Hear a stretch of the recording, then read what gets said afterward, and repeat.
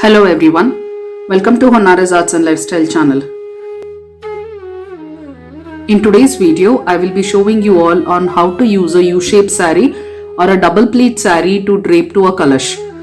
And this is the style that I have implemented for draping the kalash for my Navadurgas for this year's Navratri festival. The reason for doing this video is because many of you had doubts on whether this kind of a U-shaped saree or a double pleat saree is going to look nice for a kalash. So over here I'm just going to show you on how beautifully it is going to sit, and it is no way inferior to any of the other dresses that you can buy in the market. In fact, this is better because you can wash it multiple times and yet you don't have to press it or iron it to make the pleats sit right, and you don't even have to worry about whether it is going to get spoiled or whether it is long lasting. So these ones are going to last for years. It is a one-time purchase and a one-time investment for you all.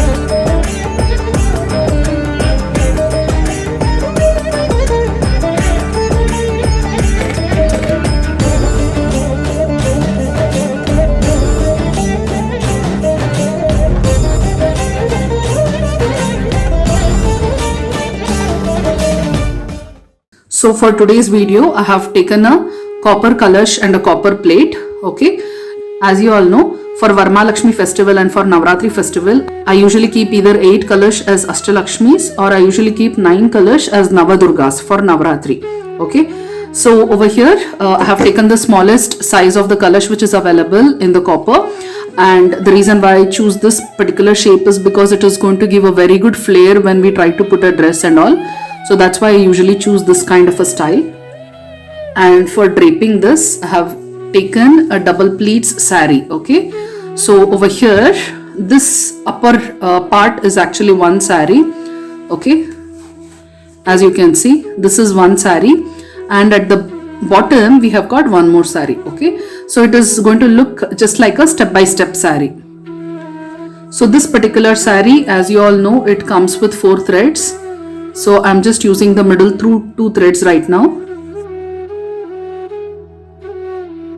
And all I need to do is just take these 2 threads and tie it in the center of the kalash like this.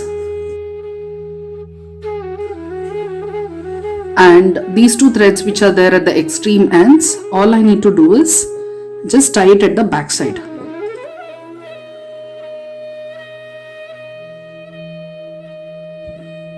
So take these two threads, just bring it at the back, and when you are tying it, don't tie it too tightly, don't tie it too loose also. There should be little bit of gap between the two, that is when it's going to sit very nicely. And if you turn it in the front, you can see how beautifully the pleats are sitting. Now let me just put some jewelry and I'll show you on how beautiful this is going to look.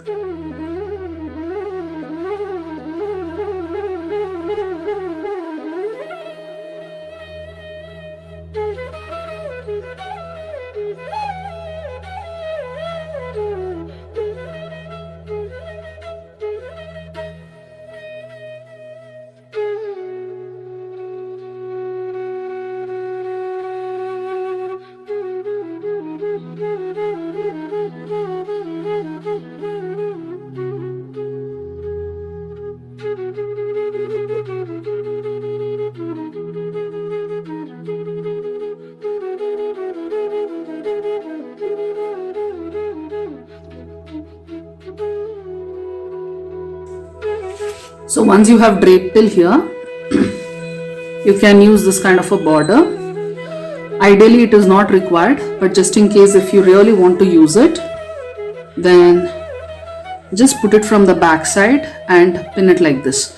I usually pin it to the first step saree, okay, somewhere over here rather than pinning it here, so that it sits tightly and this hands appear loose, and that way it's going to give the impression as if, you know, the kalash is having hands. So let me just pin this border over here and I'll show you what to do next. And this is how the kalash is going to look like. Now you can put any of the garlands that you have, either a real garland or a cloth garland like this. And please note that I am using the cloth garland just for decorative purpose, not for the puja purpose.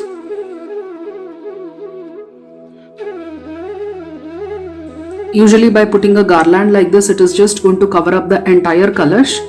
Rather than using this type of a garland, what I suggest you to use is a tomale. Okay, let me just show you on how that is going to look. So for a tomale, just take it at the back side of the kalash, and all you need to do is just leave it like this. So in case if you feel like there is no support for this particular tomale, then you can just put a pin at the back side and pin it to the cloth, and that should do the trick. And now you can see how beautiful this entire alankaram is looking.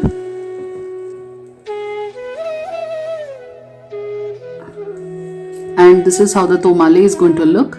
So either you can put the tomale behind the kalash like this, or otherwise if you have got a good length of tomale, then you can also put the tomale on top of the coconut and on top of the face. So from the top of the coconut, the tomale should come down like this. Even that is going to look very pretty.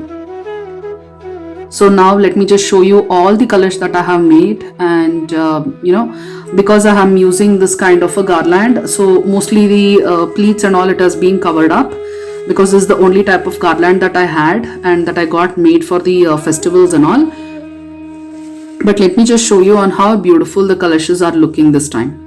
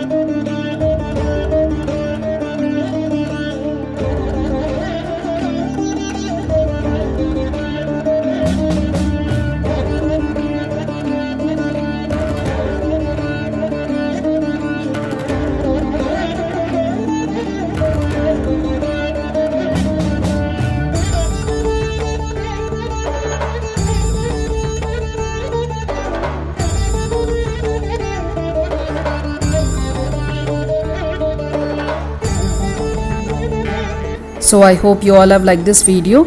If so, please click on the like button and subscribe to my channel, and don't forget to click on the bell icon to get automatic notifications every time I release a new video. Thank you.